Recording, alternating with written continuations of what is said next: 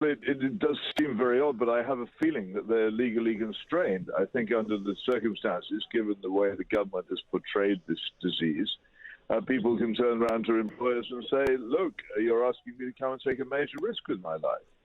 And the employers are going to be very much afraid to do so. And I think their insurers will probably tell them they can't do it. And this is the whole problem that's been from the beginning. Until the government admits they made a huge mistake by overstating the danger from the start, we are stuck with this completely. But then surely the problem should be solved by the private sector then, because I take your point that the insurance companies might be saying to people, you have to be very careful about forcing people back to work. I get that. But I can't understand why we have now seemingly got the bulk of a population who used to be very dynamic, who are now very happy to be completely undynamic. Well, it's all part of this extraordinarily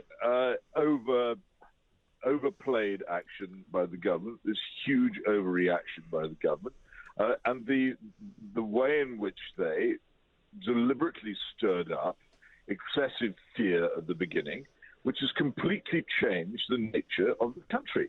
And what we had before was a country which was used to the disciplines of work, used to the disciplines of commuting, and these things had been built up over many, many decades of centuries, you might say. Work. Yeah, well, you could say, but in the case of the people involved, they'd seen their parents do it, they'd done it themselves, they'd seen their school fellows and colleagues do it. That's what you did. You got up in the morning, you went to work, and that link has now been broken. And this is the whole problem about both traditions and taboos and habits. They're much easier to break than they are to build up. And having been broken, they're very hard to reestablish.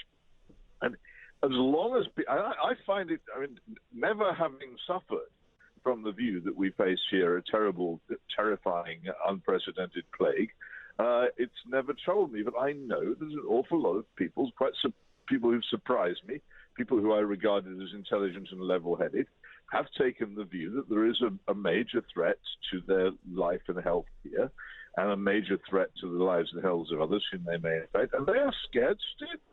And some of them may be using this as an excuse, and shame on them if... But I think that's the case, you see, because I simply don't believe, Peter, that all of these people, many of whom you refer to as people that you knew and that you regarded as intelligent and reasonably level-headed, I simply don't believe that they're frightened. Because what's there to be frightened of? There is literally no evidence at this moment in time that most of us will have any problem whatsoever with this disease. Now, back in March, there was plenty of reason to be, shall we say, hesitant about going out in public. There was plenty of reason to avoid public transport because there was an awful lot we didn't know. But we now know an awful lot more. And I refuse to believe that all these people who are refusing to go back to work are actually frightened. I think they're just using it as an excuse. Well, you may well be right, but we can't, in the nature of our society, make windows into men's and women's private thoughts. We have to take on trust what they say, and there you get back to the same problem. What can employers do? If they want people to come back and people won't come back, what can they do? They say, come back to work, and people reply, but look, if I come back to my place of work, it's full of notices saying, keep clear of everybody. It's full of desks which are taped off. It's full of lavatories which are taped over. It's full of people taking your temperature and demanding you wear face muzzles. You're telling me that all these things are going on and it's safe. And the employer has to answer, well, of course, we have to take these precautions. Yeah. And the employee says, well, if you're taking all these precautions, how can you simultaneously tell me it's safe? The government's telling you this, and so we're stuck with this until the whole thing is knocked away at its base, and its base was the government's initial resort to fear. It won't go away. And what is the government doing? Far from pulling back from scaring people, it's now demanding that everybody who goes into a shop wears a face muzzle from the end of this week. It's already doing that on public transport. And on top of that, it's constantly going on about an alleged second wave. for which I have to say there is no scientific or medical evidence. But it's the doctors who are telling us this. Closing down Leicester, for goodness sake. Yeah, but I mean, it's the doctors who are telling us this. I mean, even today on the front page of The Guardian, which I'm afraid I've just ripped up again, you know, they've got this ridiculous idea that we should all be living in terror of a second wave, and that we should all realise that it hasn't gone away. Similarly, at the weekend, we're hearing terrible stories from India, from Brazil, from Florida, the United States of America, you know, all places very much further away than we need to worry about. But you see an awful lot of news organisations and broadcasters fall for this. What we're mostly getting is figures of people who've been tested as being infected, but they're not ill. Right. And this is very much also the case with the figures for infections here. And we had the extraordinary discovery by Carl Hennigan of the Centre for Evidence-Based Medicine in Oxford last week that the Public Health England figures for deaths, which are being trotted out or were being trotted out daily by the government, were simply wrong. If you've been ever tested for COVID and found to be positive, however long ago it was, your death was being recorded as a COVID death. Whereas even in Scotland, which has been pretty virulent about trying to spread fear in this matter, even in Scotland they have a 28-day cutoff. And what was happening in the English figures was that people who were being run over by buses were being recorded as COVID deaths because 3 months ago they tested positive for the disease. This is the sort of exaggerated, inflated nonsense which is constantly going on, which it says particularly the BBC, but other media as well, constantly repeat over and over again, fanning the embers of fear whenever it looks like dying down. Yeah, and quite rightly, Matt Hancock has now ordered an investigation into all of this, so it would appear that even he doesn't believe it. Well, I mean, he's ordered an investigation. What else could he do? You can't really argue with a very distinguished person like Carl Hennigan when he tells you the figures you're using are wrong. You have to do something, but ordering an investigation isn't really enough, is it? And then you have to go back, it seems to me, towards all the figures that have been produced and are still widely believed of the death rate for this disease, which have included for a very long time people who almost certainly did not die of COVID and who can't be shown to have done so. But we've accepted these exaggerated figures over and over again as a fact. A lot of people have a lot of responsibility for fanning this fear.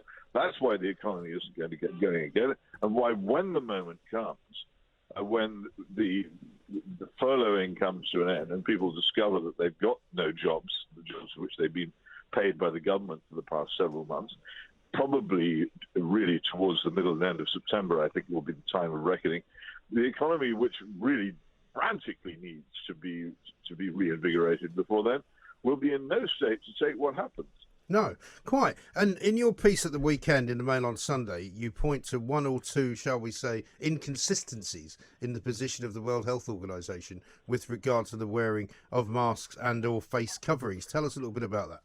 Well, this is an extraordinary story, and Deborah Cohen of the rare example of the BBC of somebody doing their job with proper diligence, working for Newsnight as medical correspondent. So she won't last. Was looking into well, maybe, but I think she's medically qualified. Apart from anything else, it's very hard to gainsay her. But here is the point, and I quote her because of if I said this, people will say, "Oh, well, it's just Hitchens."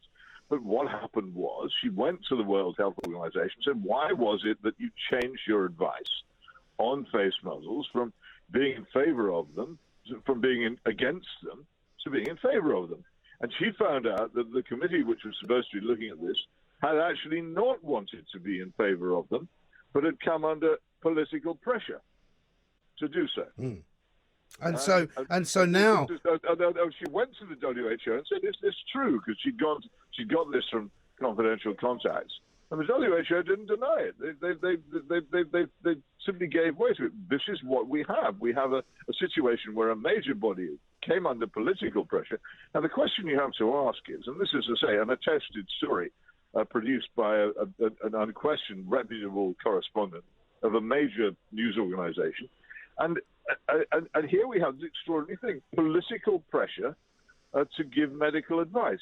Where does that pressure come from? I believe it comes from governments who have learned that they can distill power out of fear, were worried that there wasn't sufficient fear for them to distill power for what is coming, which is this huge economic explosion.